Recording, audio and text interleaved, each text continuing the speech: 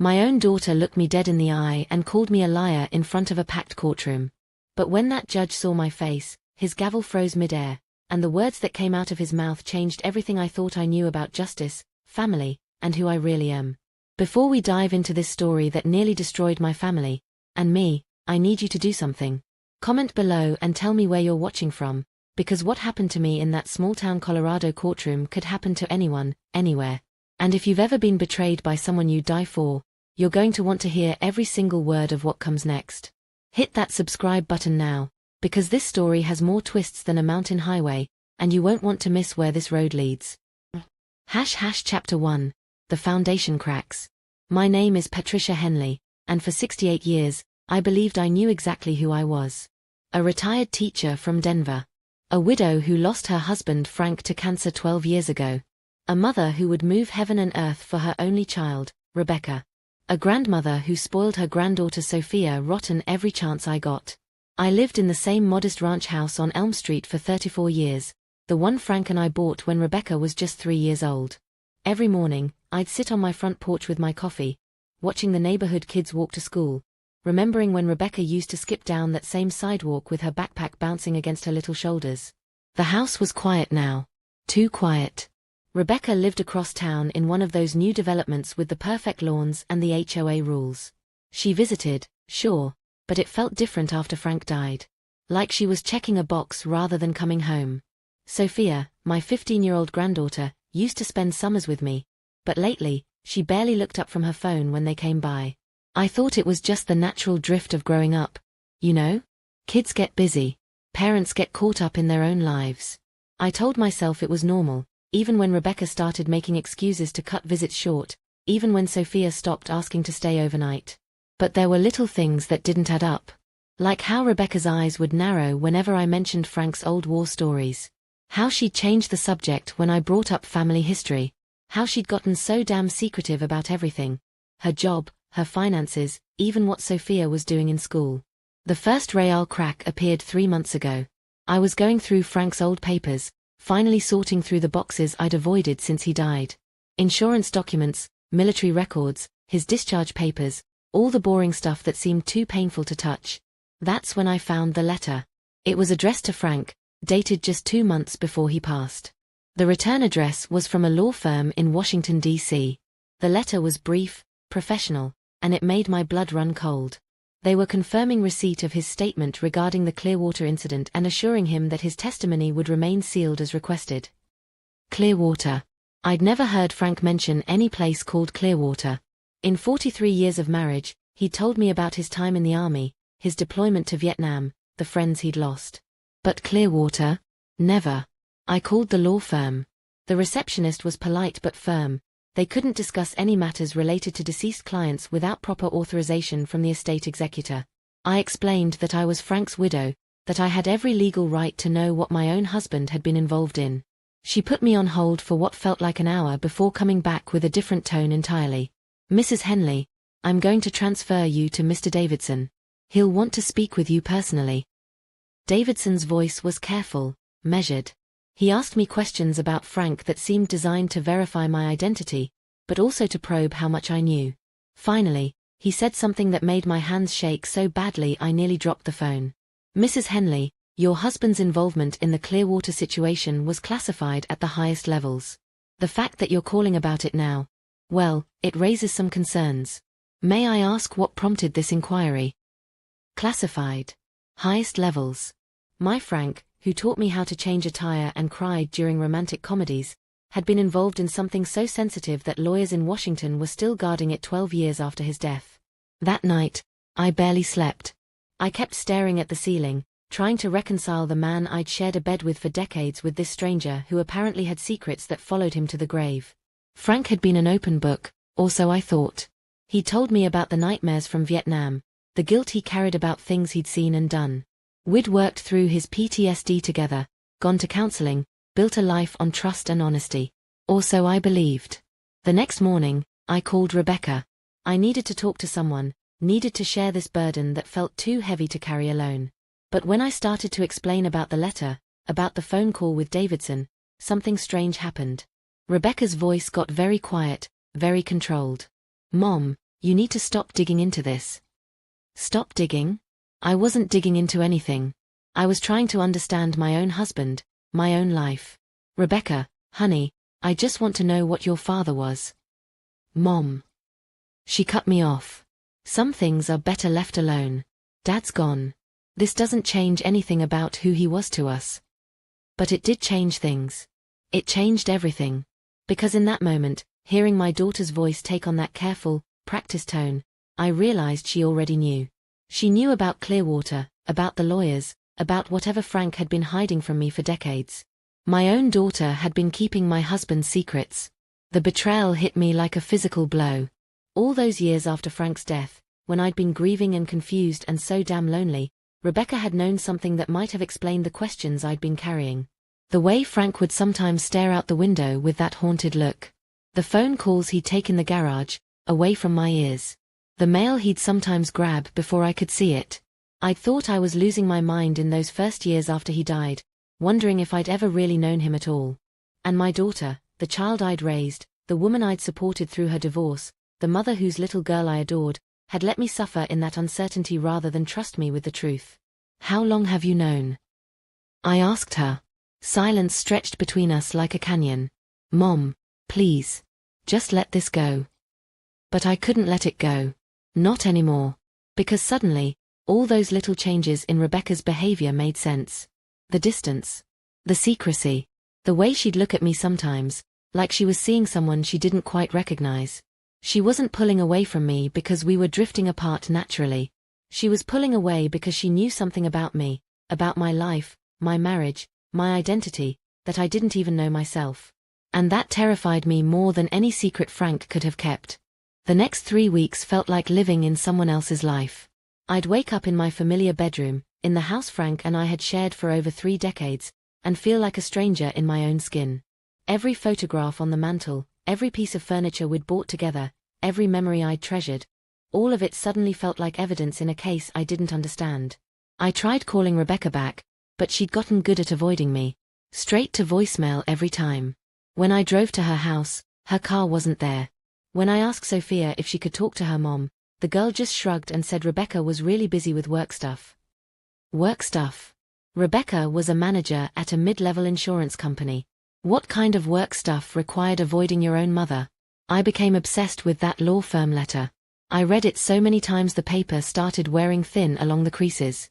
Statement regarding the Clearwater incident. Testimony would remain sealed.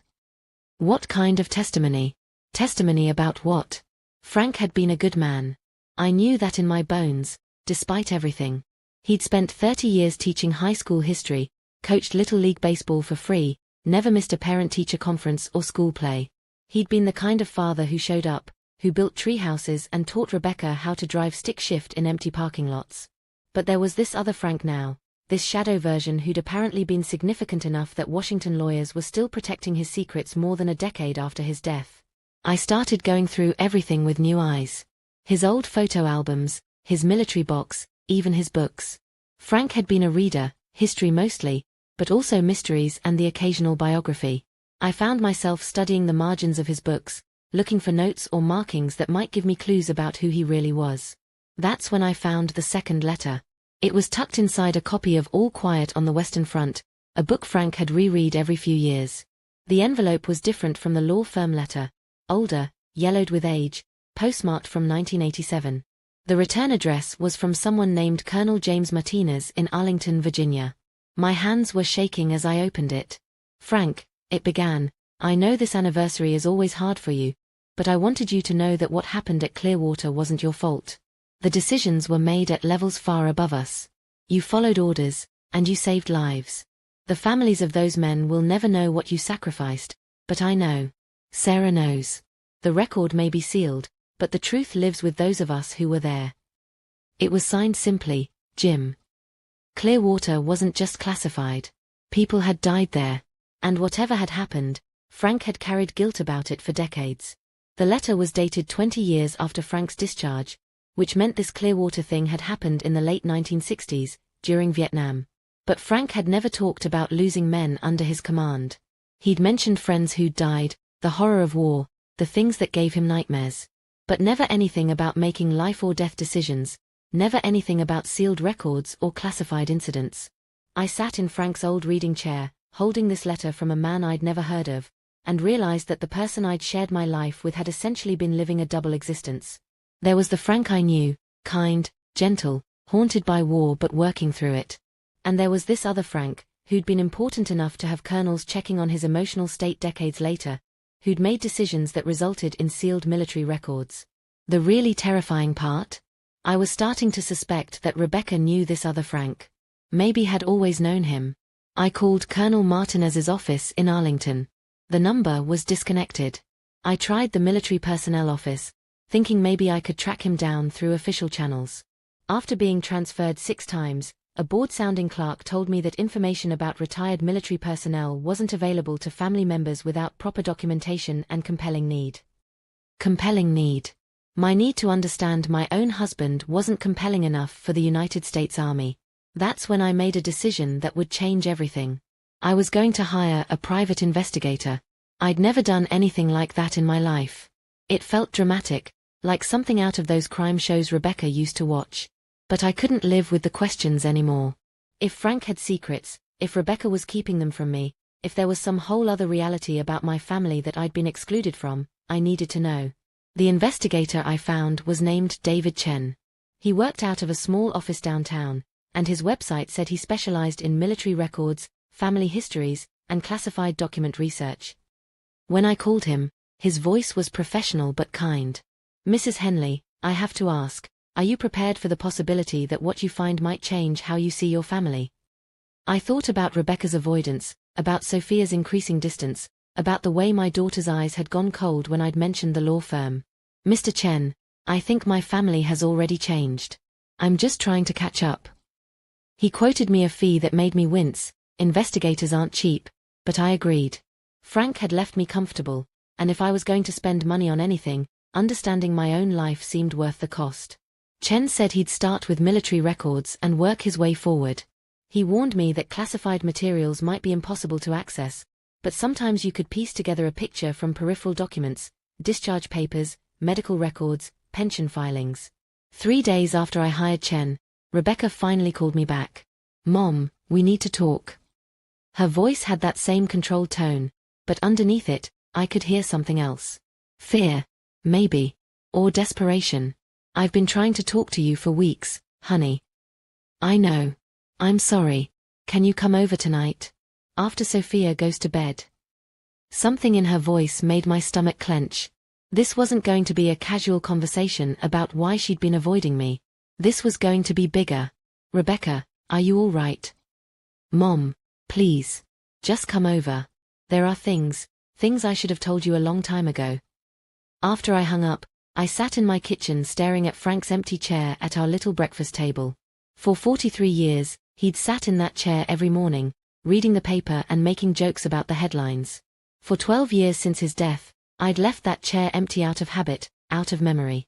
Now I was wondering if the man who'd sat there had ever been real at all. Rebecca's house felt different that night. Maybe it was the way she kept checking the windows, or how she'd locked the front door behind me, something she never did when I visited. Sophia was supposedly in her room doing homework, but I could hear the low murmur of her television through the closed door. "Want some coffee?" Rebecca asked, but her hands were shaking as she moved around the kitchen. "Rebecca, just sit down and tell me what's going on." She collapsed into the chair across from me at her dining table, the same table where we'd shared countless family dinners after Frank died. For a moment, she looked exactly like the little girl who used to come to me with scraped knees and hurt feelings, wanting me to make everything better. But then her expression hardened, and I saw something in her eyes I'd never seen before. Not just fear, resignation. Like she'd been carrying a weight so long that she'd forgotten what it felt like to stand up straight. "Mom, do you remember when I was 16, and I wanted to join the military?" I remembered. Rebecca had been passionate about it, had even started talking to recruiters. But then, suddenly, she'd changed her mind and never brought it up again. Frank and I had been relieved. What parents want their child in a war zone? But it had seemed like such an abrupt shift for a girl who'd been determined to follow in her father's footsteps. "You said you realized college was a better path." I lied. She looked down at her hands. Dad made me promise never to tell you why I really changed my mind. The coffee maker gurgled in the silence. Outside, I could hear the neighbor's dog barking at something in the night. What did he tell you? Rebecca took a deep breath, the kind you take before jumping off a cliff. He told me about Clearwater, about what really happened there, and why our family could never be involved with the military again. And he made me swear on his grave that I would never, ever tell you the truth about who you are. Who I am. Not who he was. Who I am. Rebecca, you're scaring me. Mom. She reached across the table and took my hands. Her fingers were ice cold. Your maiden name is Patricia Clearwater. You were born Patricia Elena Clearwater in 1955. The world seemed to tilt sideways. My maiden name was Patricia Collins. I was born in Denver, Colorado, to Thomas and Marie Collins. I had the birth certificate. I had childhood memories. I had school records. That's not. Rebecca, that's not right. You know my maiden name. The Collins family adopted you when you were 3 years old. Your birth parents died in what the military classified as the Clearwater incident. Dad was the soldier who found you. I yanked my hands away from hers. This was insane. I remembered my childhood. I remembered my parents, not birth parents, not adoptive parents, just my parents. Thomas Collins, who worked for the railroad. Marie, who made the world's best apple pie. The little house on Cherry Street where I grew up. My high school friends. My first job at the diner on Main Street. Rebecca, this is crazy talk. I think you need to. Mom, you were born at a military research facility in Nevada. Your father was Dr. Elena Clearwater, a physicist working on classified weapons research. Your mother was Dr. Sarah Clearwater, a biochemist. In March 1958, there was an incident at the facility. 37 people died, including your parents. I stood up so fast my chair fell over. Stop it. Just stop. But Rebecca kept talking, her voice getting stronger, like she was relieved to finally let this poison out of her system. Dad was part of the unit sent in for cleanup. He found you in a shelter area, barely alive. You were the only survivor under the age of 18. The military wanted to place you in some kind of government facility, but Dad fought for you. He arranged for the Collins family, who had connections to the military, to adopt you and give you a completely new identity. I was backing away from the table, my mind rejecting every word she was saying. This is insane. You're having some kind of breakdown. Your real name is Patricia Elena Clearwater. You're not just the widow of a man who was involved in a classified military incident. You are the classified military incident. You're the last living witness to something that the government has been covering up for over 60 years. The room was spinning. I grabbed onto the kitchen counter, trying to steady myself. Where's your proof? If this fantasy is true, where's the evidence? Rebecca walked to a cabinet I'd seen her go to 1,000 times for dishes or glasses. But instead of pulling out plates, she moved aside some serving bowls and withdrew a manila envelope. Dad left this for me. He made me promise I'd only show it to you if something happened that put our family at risk. She spread the contents across the dining table. Official-looking documents with government seals. Photographs. Medical records. And there, in black and white, a birth certificate for Patricia Elena Clearwater, born October 15, 1955, at the Clearwater Research Facility, Nevada. The little girl in the photographs looked exactly like my baby pictures. The same dark hair, the same eyes, the same small scar on her chin that I'd always been told came from falling off my tricycle when I was 4. But according to these documents, that scar came from injuries sustained during the Clearwater facility incident. I sank back into my chair, staring at a medical report that described treating a 3-year-old girl for severe psychological trauma, possible exposure to classified materials, complete memory suppression recommended for subjects' well-being and national security. Memory suppression. They erased your memory of what happened, Rebecca said softly. The Collins family was told to create new memories for you, a completely new history. They were paid very well to love you and never question where you came from. I thought about Thomas and Marie Collins, the people I'd called Mom and Dad for my entire life. They'd been good parents, loving and supportive. But I realized now that I'd never met any of their extended family. No grandparents, no aunts or uncles, no family reunions or holiday gatherings with relatives. They'd always said they were both only children with parents who'd died young. It had seemed sad but not suspicious. Now it seemed like a carefully constructed cover story. The Collins family knew. They knew something. Maybe not everything, but they knew you weren't really their daughter. I was staring at a photograph that showed Frank in military uniform, young and serious, standing next to a small girl who was unmistakably me. The back of the photo was labeled P.E. Clearwater, age 3, with specialist Franklin Henley, March 1958. Frank hadn't just known about my past. Frank had been there at the beginning. He'd been the one to save me from whatever had happened at that facility. So when Frank met me in 1979, I began. It wasn't an accident, Rebecca finished. He'd been keeping track of you your whole life. The military had asked him to monitor you, to make sure the memory suppression held, to report any signs that you were remembering things you weren't supposed to remember. The coffee shop where Frank and I had met. The way he'd seemed to know exactly what to say to make me laugh. How quickly we'd fallen in love, how right everything had felt. None of it had been real. But he loved you, Mom. That part was real. Dad told me that watching over you was supposed to be just an assignment, but you changed everything for him. You made him want to be better than what the military had turned him into. I was crying now, deep, body-shaking sobs that seemed to come from somewhere I didn't know existed. Everything I thought I knew about my life, my identity, my childhood, my marriage, had been built on lies. Rebecca came around the table and put her arms around me, but I pushed her away. How long have you known all of this? Since I was 16. When I wanted to join the military, Dad panicked. He said if I got involved with government service, if they ran background checks on our family, it might raise questions about you. Questions that could put us all in danger. Danger from who? Mom, what happened at Clearwater? People died. Important people. Scientists working on weapons that could change the world. And you were there. You saw things. Even if you don't remember, even if they try to erase it all, you're still a witness to something that powerful people want to keep buried. I looked at the documents spread across the table, evidence of a life I'd never lived, a family I'd never known, an identity that had been stolen from me when I was too young to protect it. Rebecca, what am I supposed to do with this? Dad always said the safest thing was to leave it alone. Let sleeping dogs lie. But Mom. She hesitated. I think someone knows you're still alive. I think they've been watching us. What do you mean? Strange phone calls. Cars that follow me sometimes. And last week, someone broke into my office at work. Nothing was stolen, but my personnel files were gone through. And Sophia. Rebecca's voice broke. Sophia's been asking questions about Grandpa's military service for a school project. She's been researching online, trying to find information about his unit. My blood turned to ice. You think Sophia might have stumbled onto something?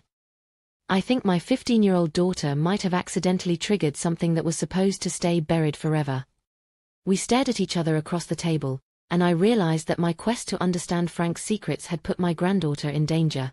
If you're watching this and you have children or grandchildren, you know that moment when you realize you'd do anything to protect them. Anything at all. That was the moment I stopped being a confused widow trying to understand her past. That was the moment I became someone willing to fight. I didn't sleep that night. I lay in my bed, staring at the ceiling, trying to reconcile 68 years of memories with the documents Rebecca had shown me. Every childhood memory felt suspect now. Every conversation with the Collins parents seemed like it might have been carefully scripted. But the worst part was thinking about Frank. For 43 years, I'd believed our love story was destiny. Two people finding each other against all odds, building a life together based on trust and honesty. Now I knew it had started as surveillance. The next morning, I called David Chen.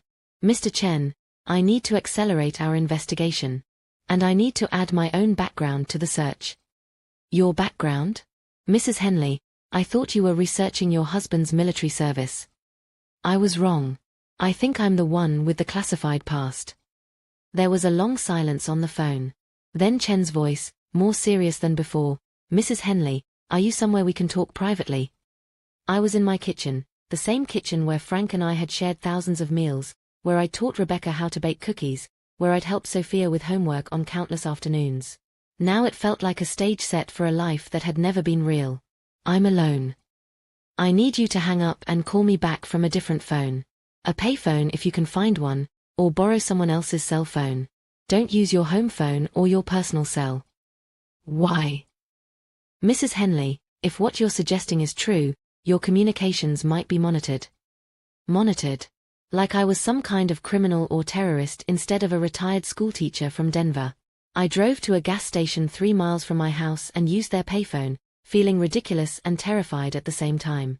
When Chen answered, his voice was immediately more focused. Tell me what you've learned. I told him everything. About the documents Rebecca had shown me. About the Clearwater incident. About my real name and the possibility that my entire life had been constructed by the government.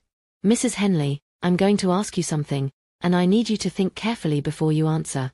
In the past few weeks, have you noticed anything unusual?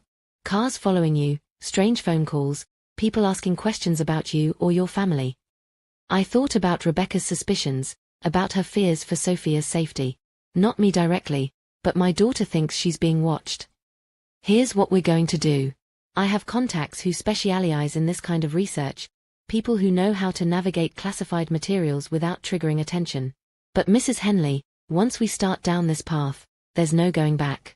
If your identity really was created to hide something significant, and if powerful people are still invested in keeping that hidden, investigating this could put you and your family in real danger. I thought about Sophia, my bright, curious granddaughter who might have accidentally stumbled into something deadly by researching her grandfather's military service. I thought about Rebecca, who'd been carrying this burden since she was 16 years old. Mr. Chen, what if doing nothing is more dangerous than finding out the truth? Then we proceed very carefully. Over the next week, Chen and his contacts worked on building a picture of what had really happened at the Clearwater facility. What they found was more disturbing than anything Rebecca had told me. The Clearwater Research Facility hadn't just been working on weapons. According to Chen's sources, it had been developing something called cognitive enhancement protocols, experiments designed to expand human intelligence and memory capacity.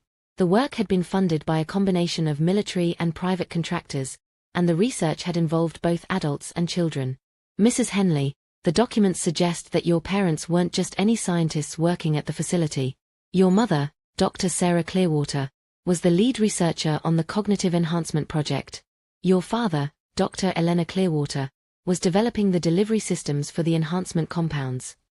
Delivery systems. Methods for introducing the cognitive enhancers into human subjects. And here's the concerning part. You weren't just a child who happened to be at the facility when the incident occurred. According to medical records, you were one of the test subjects. I was sitting in my car in a McDonald's parking lot, having followed Chen's instructions to vary my location for our phone conversations. A group of teenagers was laughing at a nearby table, and for a moment I envied their ability to live in a world where the biggest worry was probably an upcoming test or a crush on someone in their class. They experimented on me.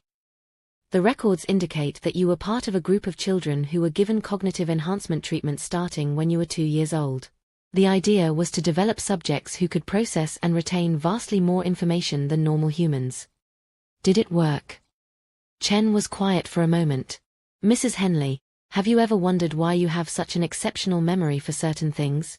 Your daughter mentioned that you can remember every student you ever taught, every book you ever read, every conversation you've had with family members. I had always been proud of my memory. Frank used to joke that I was like a walking encyclopedia, that I could recall details about events that other people forgot within days. I'd assumed it was just a natural gift. You think the experiments worked? I think the experiments worked too well. And I think that's why the facility was shut down, why the records were classified, and why your memory was suppressed. What do you mean? Mrs. Henley, what if you remember everything? Not just what happened after you were adopted by the Collins family, but everything that happened at Clearwater? What if the memory suppression didn't erase those memories, but just made them inaccessible? I thought about the dreams I'd been having lately. Vivid, disturbing dreams about laboratories and people in white coats. Dreams about other children, about medical procedures, about a woman with kind eyes who looked just like me singing lullabies in a language I didn't recognize. Dreams I'd been dismissing as anxiety about Frank's secrets. You think I might still remember what happened there? I think there are people who are very afraid that you might remember what happened there. And Mrs. Henley, Based on what I've been able to piece together about the Clearwater incident, they have good reason to be afraid. What do you mean? The incident that killed 37 people? It wasn't an accident. It was sabotage. Someone deliberately destroyed the facility to prevent the cognitive enhancement research from continuing. And whoever did it made sure that most of the evidence, and most of the witnesses, were eliminated. Most of the witnesses. You were the only survivor who had been directly involved in the experiments. Every other child in the program died in the incident. Every researcher except for a few who weren't at the facility that day. I was starting to understand why Frank had been so determined to protect me, why he'd agreed to monitor me for the military while building a life with me. I wasn't just the witness to a classified incident. I was the only person left alive who might remember what had really happened at Clearwater, and why someone had been willing to kill 37 people to stop the research. Mr. Chen, what happens if those memories come back? I don't know, Mrs. Henley, but I think we're about to find out. That night, I called Rebecca and told her everything Chen had discovered. By the time I finished, she was crying. Mom, I'm so sorry. I'm sorry Dad made me keep this from you. I'm sorry I've been distant. I was trying to protect you, but I think I've just made everything worse. Rebecca, honey, none of this is your fault. What are we going to do? I looked around my living room, at the photographs of our family, at the life I'd built thinking I knew who I was. Tomorrow, I had an appointment with a specialist Chen had recommended, someone who worked with recovered memories, who might be able to help me access whatever was still locked away in my mind. We're going to find out the truth. All of it. And then we're going to decide what to do with it. But even as I said it, I had a feeling that the truth wouldn't be something I could just decide what to do with. The truth was going to decide what to do with me. Dr. Amanda Torres worked out of a small office in a medical building downtown. She specialized in what she called trauma-blocked memory recovery, and according to David Chen, she'd worked with several former government employees who'd had their memories suppressed for national security reasons. Mrs. Henley, I want to be very clear about what we're attempting here, she said as I settled into her office chair. Memory suppression techniques used in the 1950s and 60s were crude and often unsuccessful long-term. If your memories of the Clearwater incident are still intact but buried, there's a good chance we can access them. But I have to warn you, recovered memories of trauma can be overwhelming. I thought about Sophia, about Rebecca's fears that we were all in danger because of something I couldn't even remember. Doctor, I need to know what happened. My family may be at risk because of what I witnessed as a child. Dr. Torres nodded and began explaining the process. Hypnosis, guided meditation, and something called cognitive interviewing. Over the next 2 hours, she would try to help my mind access memories that had been locked away for 65 years. Are you ready? I closed my eyes and let Dr. Torres guide me back. The first memories that surfaced were fragments. A woman's voice singing in Spanish. The smell of disinfectant and something else, something chemical that made my eyes water. The sound of machinery humming constantly in the background. Patricia, you're safe now. Can you tell me what you see? I was 3 years old again, walking down a long hallway with white walls and bright fluorescent lights. My hand was in someone else's hand, a woman in a white coat who smelled like vanilla perfume. She was talking to me in both English and Spanish, switching between languages like my mother did when she was excited or worried.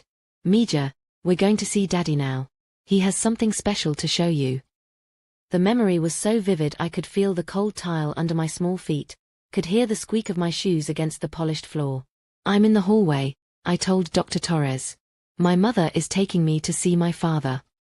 What else do you remember about your mother? More images flooded back. My mother, Dr. Sarah Clearwater, was beautiful in the way that smart women are beautiful. Her eyes always thinking, always analyzing. She wore her long black hair in a braid down her back, and she had a habit of humming while she worked. She spoke to me in Spanish when we were alone, told me stories about her grandmother who had been a curandera in New Mexico. Your mother loved you very much, Dr. Torres said gently. What do you remember about your father? Dr. Elena Clearwater was tall and thin, with kind eyes behind wire-rimmed glasses. He always smelled like the peppermints he kept in his lab coat pocket, and he had a way of explaining complicated things that made them seem simple and magical. Patty, do you want to see something amazing? He'd ask, and then he'd show me slides under his microscope, pointing out cells that looked like tiny cities, or crystals that sparkled like diamonds. But there was something else. Something that made both my parents worried, excited, and scared all at the same time. They were working on something, I told Dr. Torres. Something that they thought would help people, but other people disagreed. The memory shifted, and suddenly I was older in the recollection, maybe 3.5. I was in a room I'd never been in before, with other children I didn't recognize. We were sitting in small chairs around a table, and a woman in a white coat was giving us each a small cup with liquid in it. "This will help you remember everything better," she told us. "You'll be able to learn faster, think more clearly. You're all very special children." I drank the liquid. It tasted like cherries but left a metallic aftertaste. The other children drank theirs too. There were maybe 8 or 9 of us, all around the same age. "What happened after you drank the liquid?" Dr. Torres asked. The world had changed. Colors became brighter, more distinct. I could hear conversations from rooms far away, could understand complex ideas that adults were discussing even when they weren't talking to me. It was like someone had turned up the volume and clarity on everything around me. But it wasn't just me. All the children in the program were changing. We could learn entire books worth of information in a single day. We could solve puzzles that were designed for much older children. We could remember conversations word for word weeks after they happened. We became different, I whispered to Dr. Torres. Smarter, but also different in ways that scared people. The memory shifted again, and now I was seeing something that made my adult self want to scream. "Patricia, what are you seeing now?" "There are men in suits. They're arguing with my parents. They're saying the project has to stop, that what we're becoming isn't natural, isn't safe." My parents were terrified, but not just of the men in suits. They were terrified of what they'd done to us children. "The enhancement isn't stable," my mother was saying. "The children are developing capabilities we never anticipated. Patricia can read my thoughts sometimes. She knows things she hasn't been told." Telepathy. The cognitive enhancement hadn't just made us smarter, it had started to give us abilities that shouldn't exist. And the other children. I could see them in my recovered memory. Tommy, who could move small objects without touching them. Maria, who seemed to know things that were going to happen before they occurred. James, who could influence what other people were thinking. We were becoming something beyond human, and the adults were terrified. "The men in suits," I told Dr. Torres, "they're not just government officials. Some of them are from the companies that funded the research. They're arguing about whether to continue the project or shut it down." "What did your parents want to do?" "They wanted to reverse it. They'd realized they'd created something dangerous, something that could be weaponized. They were working on a way to undo the enhancements, to make us normal children again. But someone didn't want the project reversed. Someone wanted to control what we'd become." The memory shifted to the day of the incident, and suddenly I was reliving the most terrifying day of my childhood. "I'm hiding," I told Dr. Torres. "My mother put me in a special room, a shelter. She said bad men were coming, men who wanted to take us children away from our parents." "What else do you remember?" "Explosions. Fire. People screaming. But not random violence. This was targeted, precise. Someone was systematically destroying the research while eliminating everyone who could recreate it. The men in suits," I whispered. "Some of them are helping people escape. But others are making sure no one gets out alive." "Patricia, who was Frank in all of this?" The memory became clearer. Frank hadn't just been a soldier sent in for cleanup. He'd been part of a secret military unit that had been tasked with protecting the research. But when the facility was attacked, some of his unit had switched sides. "Frank tried to save everyone," I said, tears streaming down my face now. "But he could only save me. He found me in the shelter, and he made a choice. He decided that saving one child was more important than following orders." "What were his orders?" "To eliminate all witnesses, including the children." Frank had been ordered to kill me. Instead, he'd saved me, arranged for my adoption, given me a new life. And then he'd spent the rest of his life watching over me, making sure I never remembered what I'd witnessed, making sure I never developed the abilities that had made the other enhanced children so dangerous. "Dr. Torres," I said, opening my eyes. "I think the cognitive enhancements worked permanently. I think I still have the abilities they gave me as a child." "What makes you think that?" I thought about my exceptional memory, my ability to read people's emotions, the way I sometimes knew things I shouldn't know. Because I can hear what you're thinking right now. You're wondering if recovering these memories has reactivated dormant abilities. And you're scared because you know that if I'm right, there are people who will do anything to control me or eliminate me. Dr. Torres stared at me, her face pale. Mrs. Henley, what am I thinking right now? I looked at her, and suddenly I could see it clearly in her mind. You're thinking that you need to call David Chen immediately. You're thinking that my memory recovery may have triggered something that was supposed to stay buried forever. And you're thinking that I'm in immediate danger. She reached for her phone with shaking hands. Mrs. Henley, I think we need to get you somewhere safe. Right now. But even as she dialed Chen's number, I realized something that made my blood run cold. If my abilities were coming back, if I was remembering everything that had happened at Clearwater, then whoever had destroyed that facility 65 years ago would know. They'd been monitoring me my entire life, waiting for exactly this moment. And now they'd know it was time to finish what they'd started. The phone call came at 2:17 a.m. I jolted awake in my bed, disoriented and still processing the flood of recovered memories from my session with Dr. Torres. When I answered, Rebecca's voice was panicked and whisper quiet. Mom, they took Sophia. The world stopped. What do you mean they took her? She never came home from school. I called the police, but when I gave them her information, they said the case was being transferred to federal authorities. Mom, men in suits came to my house an hour ago. They said Sophia was in protective custody, but they won't tell me where. I was already getting dressed, my mind racing. I'm coming over. No, Mom. They're watching my house. Don't come here. Meet me at the old playground on Maple Street, the one where we used to take Sophia when she was little. 20 minutes later, I found Rebecca sitting on a bench, staring at the empty swings. In the moonlight, she looked exactly like the terrified little girl who used to have nightmares and crawl into my bed for comfort. Tell me exactly what happened. Sophia's been researching the Clearwater facility for weeks. Remember I told you she was doing a school project about Grandpa's military service? Well, she found something. She called me this afternoon, so excited she could barely talk. She said she'd discovered government documents about a place called Clearwater, and she'd found evidence that you and Dad were connected to it. My stomach dropped. My brilliant, curious granddaughter had done exactly what I'd been afraid of. She'd stumbled onto the truth. What kind of evidence? She found your birth certificate online, Mom. Your real birth certificate. She said she'd been searching military databases using different spellings of Dad's name, and she came across a document that mentioned Patricia Elena Clearwater, sole survivor, placed in protective custody with specialist Franklin Henley. So Sophia knew who I really was.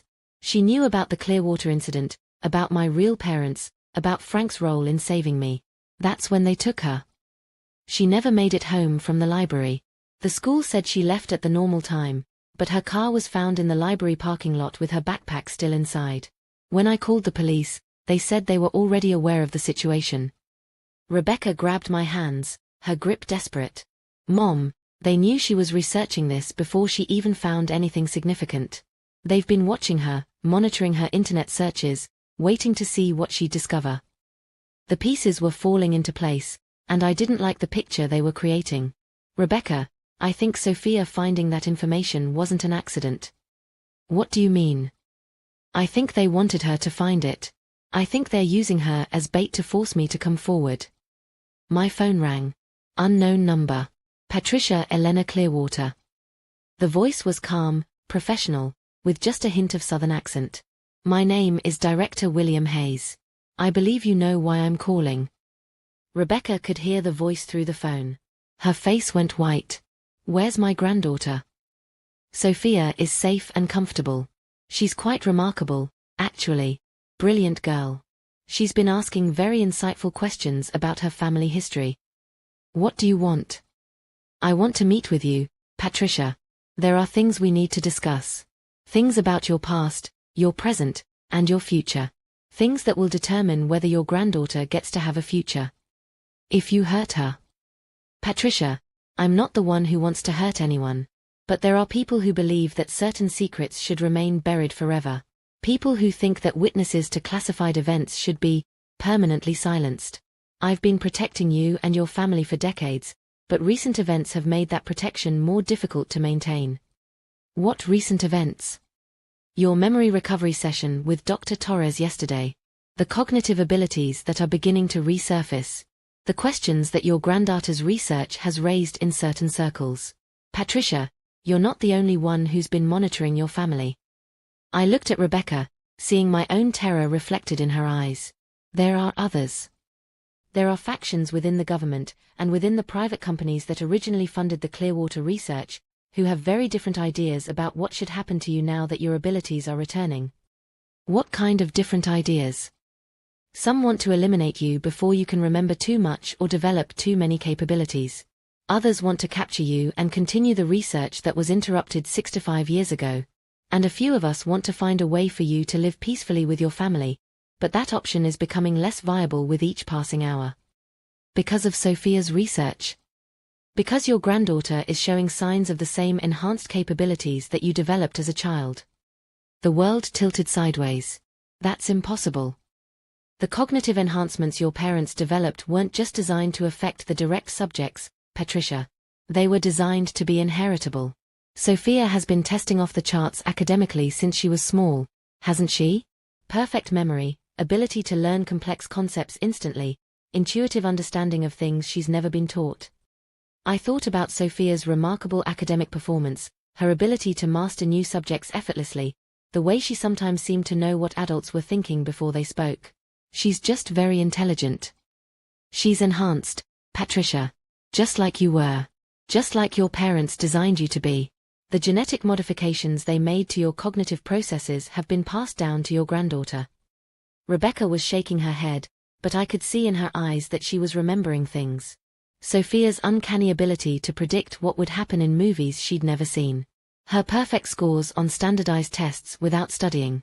The way she'd sometimes finish Rebecca's sentences or answer questions before they were fully asked. What does this mean for her? It means that the same people who wanted to control or eliminate the Clearwater children 6 to 5 years ago now want to control or eliminate Sophia.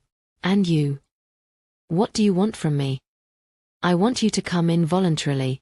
Meet with me, let my team assess your current capabilities, help us understand what you remember and what abilities have returned. In exchange, I'll make sure Sophia is protected. And if I refuse? Then I can't guarantee what the other factions will do. And Patricia, some of these people have been waiting 6 to 5 years for a chance to finish what the Clearwater incident interrupted.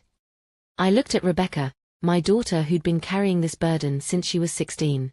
Then I thought about Sophia, my brilliant granddaughter who'd inherited abilities she didn't understand from a grandmother whose real identity she'd just discovered. Where do you want to meet? There's a federal courthouse downtown. Judge Harrison Matthews presides over cases involving classified materials. Tomorrow morning at 10 a.m., there's a hearing scheduled regarding the declassification of certain historical documents. I think you'll find the subject matter relevant. What kind of hearing? A hearing to determine whether the Clearwater incident files should be unsealed and made public. Your granddaughter's research has attracted attention from several parties who believe it's time for the truth to come out. And if I show up to this hearing? Then we'll have a public forum to discuss your situation. Witnesses, media attention, legal protections. It'll be much harder for the more extreme factions to take direct action against you or your family. And Sophia will be returned to you as soon as you appear in court. After Hayes hung up, Rebecca and I sat in silence on the playground bench, both of us trying to process what we'd learned. Mom, what are you going to do? I'm going to that courthouse tomorrow. I'm going to find out exactly who I am and what I'm capable of. And I'm going to get Sophia back. What if it's a trap? Then at least it'll be a public trap. Rebecca, I've spent my entire life running from a truth I didn't even know existed. I've let other people decide who I am, what I remember, how I live. I'm done with that. As we walked back to our cars, I realized something that should have terrified me but instead filled me with a strange sense of purpose. Tomorrow, I would walk into that courtroom as Patricia Collins Henley, the confused widow trying to understand her husband's secrets. But I would leave as Patricia Elena Clearwater, the last living witness to one of the most classified incidents in American history. And everyone, my daughter, the government, the people who'd been hunting me for 6 to 5 years, was about to discover exactly what that meant. The federal courthouse looked like a fortress, all concrete and steel and windows that reflected the morning sun like armor. I'd been there once before, 20 years ago, for jury duty on a routine tax evasion case. Today felt like walking into a battlefield. Rebecca had wanted to come with me, but I'd insisted she stay away. If this was a trap, I didn't want both of us caught in it. She was my backup plan. If I didn't come home, she would take everything we'd learned to the media, to lawyers, to anyone who would listen. I wore my best dress, navy blue with a pattern of small flowers. Frank had always said it brought out my eyes. I'd done my hair the way I had for every important occasion for the past 40 years. I wanted to look like exactly what I was, a respectable widow and grandmother from Denver. At least, that's what I wanted everyone to think I was. The courtroom was smaller than I'd expected, with maybe 50 seats for observers. About half of them were filled when I arrived, men and women in dark suits who looked like government employees, a few people who might have been reporters, and others whose presence I couldn't immediately explain. And there, in the front row, was Sophia. She looked unharmed but scared, sitting between two women in professional clothing who were clearly not letting her out of their sight. When she saw me enter the courtroom, her face lit up with relief and confusion. My granddaughter mouthed Grandma. And I realized that whatever she'd discovered in her research, she was about to learn a lot more than she'd bargained for. Rebecca had been right to worry about the rolled eyes. When Sophia saw me walking down the aisle toward the front of the courtroom, she did roll her eyes slightly. Probably because she thought I was overdressed or being dramatic about showing up to some boring legal proceeding. She had no idea that her grandmother was the reason this hearing was taking place. Judge Harrison Matthews looked to be in his 70s, with silver hair and sharp eyes that seemed to take in every detail of the courtroom. When he entered and took his seat, the room fell completely silent. This hearing, he began, concerns a petition for the declassification of documents related to what has been termed the Clearwater Incident of March 1958. The petitioners argue that sufficient time has passed and circumstances have changed such that these materials no longer require classified status. He looked directly at me as he spoke, and I realized that Director Hayes had been right. Judge Matthews knew exactly why I was there. Before we proceed, I want to note for the record that this case involves matters of national security that have remained classified for over 60 years. The court will proceed with appropriate caution. A lawyer I didn't recognize stood up at the petitioner's table. Your Honor, the events at the Clearwater Research Facility resulted in 37 deaths and the termination of a government research program. The surviving documents and witness testimonies have been sealed for more than 6 decades. We believe the public has a right to know what happened there. And what is the government's position? Judge Matthews asked. A woman in a dark suit rose from the respondent's table. Your Honor, the materials in question remain classified because they involve ongoing national security interests. The research conducted at Clearwater touched on technologies and capabilities that could still pose significant risks if made public. Ongoing interests, Judge Matthews repeated, despite the fact that the facility was destroyed 65 years ago. Yes, Your Honor. The research produced results that are still relevant to current security concerns. That's when I realized they were talking about me, about Sophia, about the cognitive enhancements that had been passed down genetically and were now manifesting in a new generation. Judge Matthews looked around the courtroom, his gaze stopping on me again. I understand that we may have a unique situation here today. Is there anyone present who has direct knowledge of the events at Clearwater? This was my moment. I could stay silent, let the lawyers argue about declassification while Sophia remained in government custody, or I could stand up and claim the identity that had been stolen from me when I was 3 years old. I stood up slowly, feeling every eye in the courtroom turn to me. Your Honor, my name is Patricia Elena Clearwater. I am the sole survivor of the Clearwater facility incident. The courtroom erupted. People started talking all at once, several of the suited individuals reached for phones, and I heard someone gasp, Jesus Christ, she's alive. But Judge Matthews just stared at me, and in that moment of eye contact, I saw something that made my breath catch. He knew. He had always known. Bailiff, please ensure that this courtroom is secure. No one enters or leaves without my permission. Judge Matthews's voice cut through the chaos. Miss Clearwater, please approach the bench. As I walked forward, I heard Sophia whisper Clearwater, but Grandma's name is Henley. I stopped in front of Judge Matthews, looking up at him from where I stood in the well of the court. This close, I could see that his hands were trembling slightly as he leaned forward. Patricia Elena Clearwater, he said quietly, so only I could hear. I wondered if I would ever see you again. I'm sorry, Your Honor, but I don't understand. My name is Harrison Matthews. But when I was 8 years old, and you were 3, my name was Harry Martinez. We were in the program together. The world stopped. Judge Harrison Matthews was Harry Martinez, one of the enhanced children from Clearwater. One of the other test subjects who I thought had died in the incident. Harry. I whispered. He nodded, tears forming in his eyes. I've been waiting 65 years for you to remember.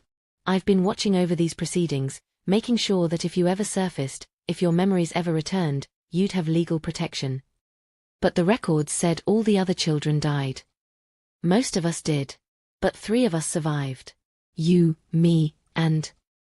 He looked past me to someone in the gallery. Maria Santos, who's been working as a federal prosecutor for the last 30 years. I turned to see a woman in her 60s stand up from the government side of the courtroom. She had kind eyes and graying hair, and when she smiled at me, I suddenly remembered a little girl who could predict what was going to happen before it occurred. Hello, Patricia, she said.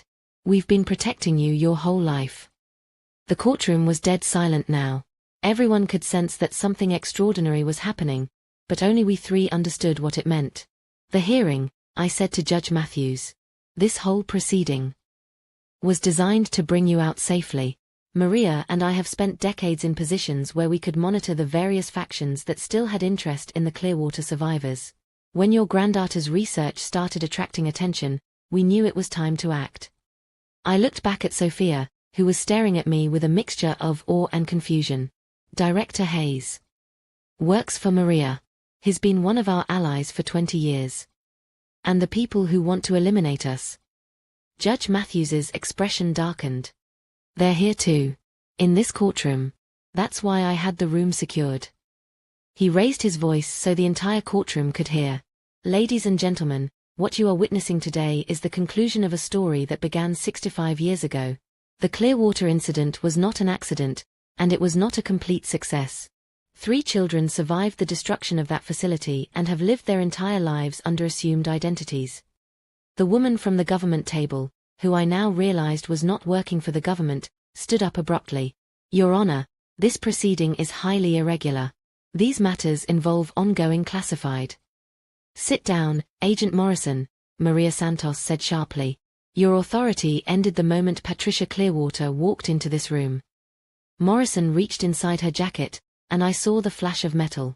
That's when the abilities I'd thought were lost forever came flooding back with a force that shook the building. I didn't just remember what had happened at Clearwater. I remembered what I was capable of.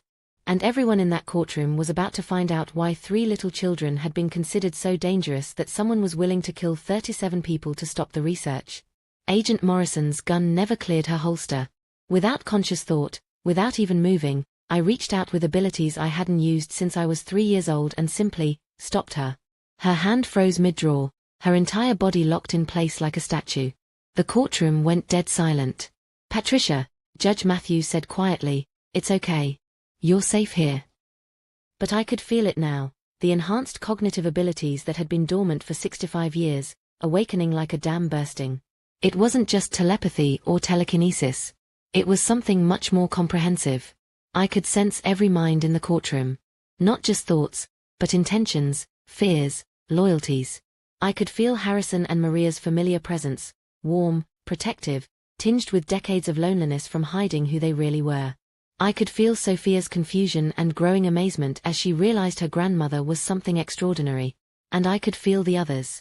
The agents and contractors who'd been sent here not to protect me, but to eliminate me the moment I revealed myself. There were 6 of them scattered throughout the courtroom, all armed, all waiting for the signal to act. Harrison, I said, still not moving, still keeping Morrison frozen. We have a problem. I know. I can feel them too. Maria Santos was already moving, her hand on her weapon but not drawing it. Patricia, how many can you handle? All of them.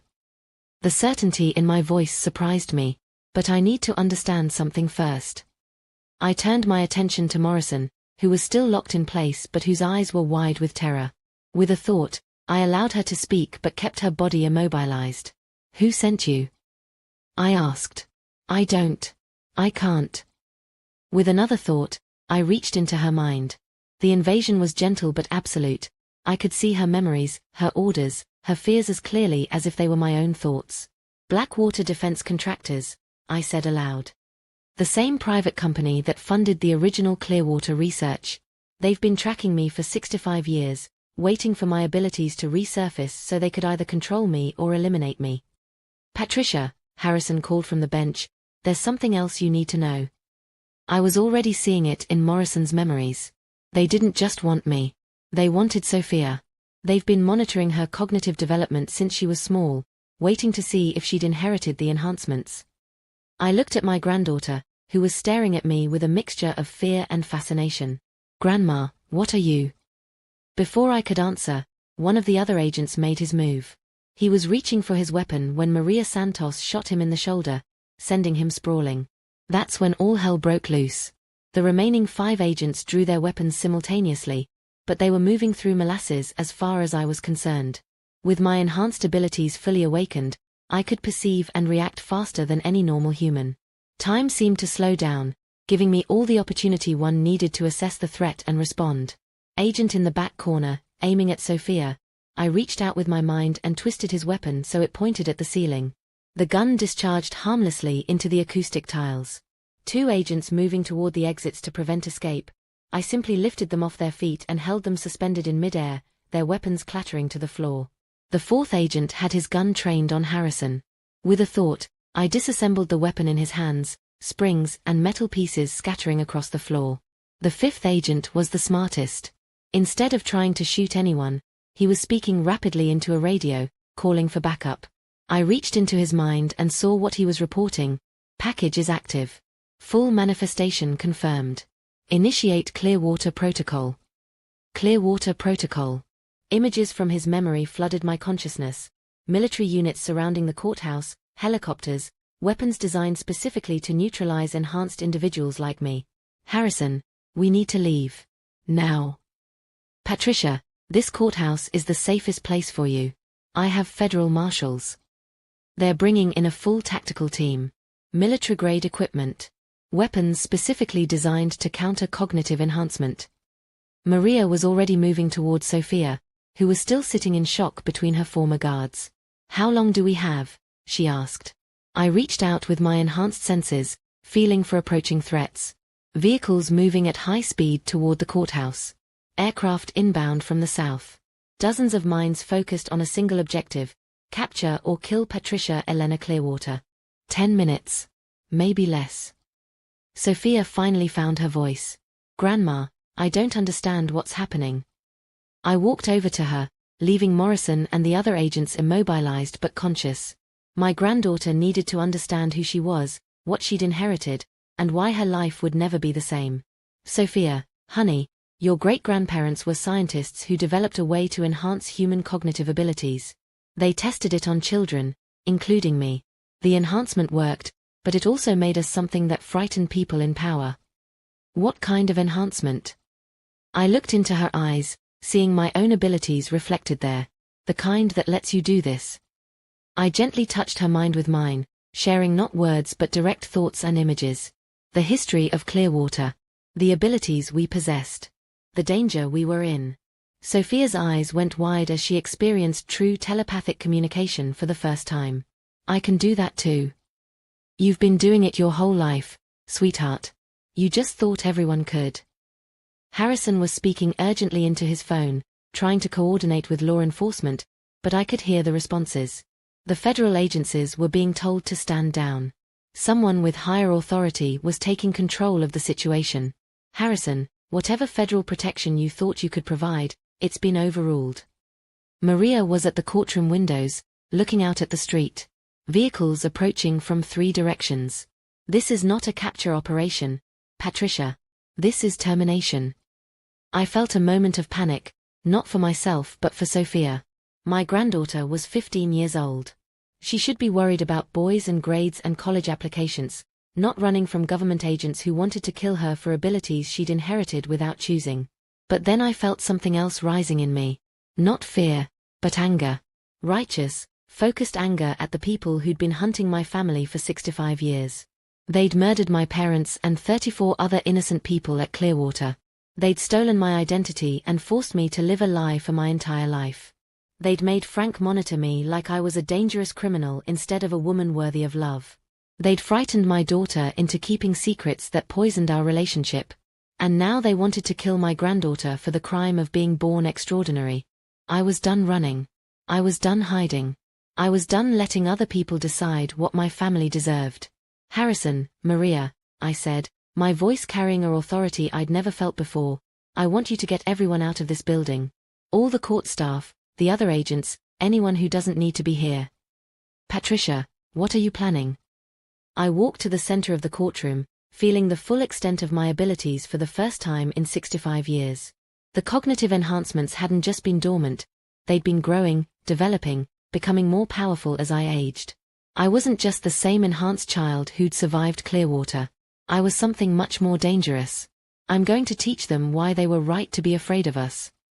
Outside, I could hear the sound of vehicles arriving, tactical teams taking positions, helicopters overhead. They thought they were hunting a confused old woman and her granddaughter. They were about to discover they'd walked into the lair of something that had been waiting 65 years for revenge. I stood in the center of that courtroom, feeling power coursing through me like electricity through wire. 65 years of suppressed abilities, decades of forced normalcy, a lifetime of being told I was just Patricia Collins from Denver. All of it falling away like old paint peeling off a wall. This was who I really was. This was who I'd always been, underneath the false memories and the careful monitoring and the life built on lies. I was Patricia Elena Clearwater, daughter of the two most brilliant scientists of their generation, and I was done pretending to be anything less than extraordinary. Sophia, I said, extending my hand to my granddaughter, come here. She walked to me without hesitation, her eyes bright with wonder and determination. The girl who'd spent her life thinking she was just unusually smart was discovering she was part of something much larger. What are we going to do, Grandma? We're going to end this. All of it. Through the courtroom windows, I could see the tactical teams taking positions. Black vehicles, men in body armor, weapons that looked like they belonged in a science fiction movie rather than downtown Denver. But I could also feel their minds. Dozens of them, all focused on the same objective: neutralize the Clearwater survivors by any means necessary. They thought they knew what they were dealing with. They'd read the files from the 1950s, studied the limited data on what the enhanced children had been capable of as toddlers. They had no idea what 6 decades of brain development had done to those abilities. Harrison, I called to the judge, who was still trying to coordinate with law enforcement. I need you to broadcast this. Every news station, every social media platform, every communication channel you can access. Broadcast what? The truth. All of it. The real story of Clearwater, who I am, who we are, and what the government has been hiding for 65 years. Maria Santos was already working on her phone. I have contacts at major news networks. But Patricia, once this goes public, there's no going back. You'll never be able to live a normal life again. I looked at the agents I still had suspended in midair, at Morrison who was frozen in place, at Sophia whose eyes were glowing with inherited power. Normal was never an option for us. The first tactical team reached the courthouse entrance. I could feel their weapons, their training, their absolute certainty that they were dealing with a manageable threat. They were wrong. I reached out with my mind, not just to the team at the entrance, but to every electronic device in a 6-block radius. Cell phones, radios, weapon targeting systems, vehicle engines. I touched them all simultaneously and simply turned them off. The sudden silence was deafening.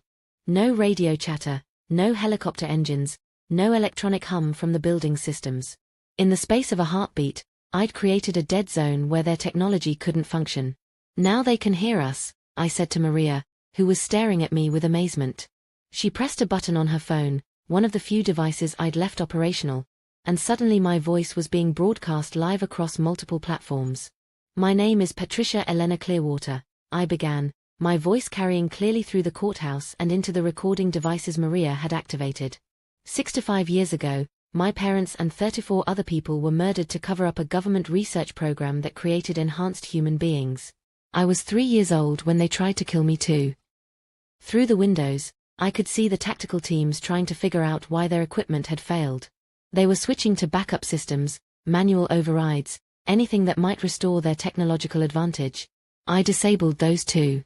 The people outside this courthouse right now work for Blackwater Defense Contractors, the same company that funded the original research. They're here to kill me and my 15-year-old granddaughter because we represent proof of abilities that governments and corporations want to control or eliminate. Sophia was standing beside me, her own abilities awakening as mine had. I could feel her reaching out tentatively with her mind, testing the extent of her power. Sophia, can you feel the building's structure? She closed her eyes, concentrating. Yes. The steel framework, the concrete, the electrical systems. Can you feel the stress points? The places where the building is strongest and weakest? Yes, but why? Her eyes snapped open as she understood. Grandma, you're not going to. I'm not going to hurt anyone who doesn't deserve it. But I am going to make sure everyone understands exactly what they're dealing with. I reached out to the courthouse's structural systems, feeling the weight distribution, the load-bearing elements, the precise engineering that held the building together. Then, with surgical precision, I began to demonstrate exactly what enhanced cognitive abilities could accomplish. The building didn't shake or tremble. Instead, it began to change. Walls rearranged themselves, creating new passages and barriers. Floors shifted to form elevated platforms and protective barriers. The courthouse was rebuilding itself around us, creating a fortress that would be impossible to assault with conventional weapons. Through the reformed windows, which were now narrow slits that provided excellent defensive positions, I could see the tactical teams retreating in confusion. Whatever they'd been trained for, it hadn't included fighting someone who could reconstruct buildings with their mind. This is being broadcast live, Maria reported. Every major news network, social media platforms, government monitoring systems. The whole world is watching. Good. Let them watch. Let them see what they'd created when they experimented on children in the 1950s. Let them understand the consequences of trying to control abilities they'd never really comprehended. Patricia Elena Clearwater, a voice called from outside, amplified through a bullhorn. This is Colonel Sarah Mitchell, United States Army. We need to talk. I could feel her mind, different from the corporate mercenaries, focused on duty rather than profit. A career officer who'd been told she was dealing with a national security threat. Colonel Mitchell, I called back, my voice carrying without artificial amplification. You can come inside. Alone. Unarmed. Patricia, Harrison warned, that could be. She's not here to hurt us. She's here because someone finally realized that sending mercenaries after enhanced individuals was spectacularly stupid. Colonel Mitchell entered through the main doors, which opened for her automatically. She was a woman in her 50s, gray-haired and competent-looking, but I could feel her amazement as she took in the transformed courthouse. Miss Clearwater, I've been authorized to negotiate a resolution to this situation. What kind of resolution? Full federal protection for you and your family, recognition of your legal rights as United States citizens, and a formal investigation into the Blackwater contractors who've been operating outside their authority. I studied her mind, reading her intentions, her orders, her genuine desire to find a peaceful solution. In exchange for what? Your cooperation with a new research program. Voluntary participation, full transparency, complete legal protections. The government wants to understand your abilities, not control them. Sophia stepped forward. What about me? Colonel Mitchell looked at my granddaughter with something that might have been awe. Young lady, you would have the same protections, the same rights, and the same choice about whether to participate in any research. I felt Sophia's thoughts, her excitement at the possibility of understanding her abilities, her relief at not having to hide anymore. But I also felt something else. A lie, buried deep in Colonel Mitchell's mind. Not a malicious lie, but a necessary one. The government did want to study us, did want to understand our abilities. But they also had contingency plans. Protocols for what to do if we proved too dangerous to allow to live freely. Colonel, I said softly, I can read your thoughts. All of them. Her face went pale. I can see the real orders you were given. The backup plans, the contingency protocols, the kill switches that have been built into every agreement you're authorized to make. Miss Clearwater. So here's what's actually going to happen. I gestured, and the courthouse began to return to its normal configuration. Walls moved back into place, floors leveled, windows returned to their standard size. But I left one change. The building was now completely transparent from the inside, like a glass house where every room and corridor was visible to anyone outside. We're going to live our lives openly. No more hiding, no more false identities, no more pretending to be normal. Sophia will go to school, but she'll also work with legitimate researchers who want to understand cognitive enhancement. I'll write a book about Clearwater, about what really happened there, about what my parents were trying to accomplish. And if the government tries to interfere? I smiled, feeling the full extent of my abilities humming beneath the surface, 65 years of accumulated power waiting to be unleashed. Colonel, I just restructured a federal courthouse with my mind while broadcasting live to the entire world. If the government tries to interfere with my family, they'll discover that there are some genies that should never have been let out of their bottles. Through the transparent walls, I could see news crews arriving, reporters setting up cameras, crowds of people gathering to witness something unprecedented in human history. The secret was out. The world now knew that enhanced human beings existed, that the government had been covering up their existence for decades, and that at least some of us were powerful enough to defend ourselves. Sophia, I said, taking my granddaughter's hand, are you ready for everyone to know who we really are? She squeezed my fingers, her eyes bright with inherited power and newfound purpose. I've been ready my whole life, Grandma. I just didn't know it yet. As we walked out of the courthouse together, past the disabled tactical teams, past the government negotiators, past the corporate mercenaries who'd spent 65 years hunting my family, I felt something I hadn't experienced since I was 3 years old. I felt like I was finally coming home. The cameras were rolling, the questions were starting, and the world was about to learn that human evolution had taken a quantum leap forward in a secret facility in Nevada more than 60 years ago. And some of us had survived to tell the story. But as the reporters pressed closer and the questions grew more intense, I realized that surviving the revelation might be the easy part. Learning to live as Patricia Elena Clearwater in a world that now knew what I was capable of, that was going to be the real challenge. The story that had begun with a 3-year-old girl surviving a massacre was far from over. In many ways, it was just beginning. 6 months later, I was sitting in my garden, the same garden where Frank and I had planted tomatoes and roses for 30 years, watching Sophia practice her abilities with a government researcher who actually seemed to care more about helping her than studying her. The world had changed in ways both profound and subtle.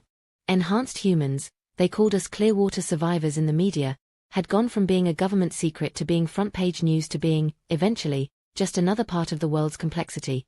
There were 3 of us confirmed survivors, myself, Harrison Matthews, who'd retired from the bench to write his own book about our experiences, and Maria Santos, who'd been promoted to head a new government task force on enhanced human rights. But we weren't alone anymore. Sophia's generation, the children and grandchildren of the original subjects, were manifesting abilities too. Not all of them, and not all to the same degree, but enough to make it clear that my parents' research had created something that would ripple through human genetics for generations. The government task force had found 12 enhanced individuals so far, ranging in age from 8 to 47. Each had their own story, their own family secrets, their own journey to understanding what they were. Rebecca had moved back into the house on Elm Street, my house, the one I'd shared with Frank. She said it felt good to finally know the whole truth about our family, to stop carrying secrets that had poisoned our relationship for years. Mom, she'd said one evening as we sat on the front porch watching Sophia practice telekinesis with the neighbor's cat, much to the cat's delight, do you think Dad would be proud of what you've become?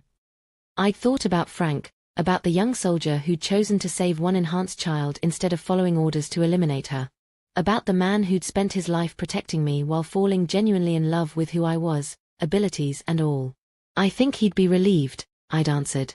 He spent 43 years helping me hide from who I really was. I think he'd be happy to see me finally living in the light. The corporate mercenaries who tried to kill us that day in the courthouse had been prosecuted and convicted. Blackwater Defense Contractors had been dissolved, its assets seized by the government. Several high-ranking officials who'd been involved in the cover-up had resigned in disgrace.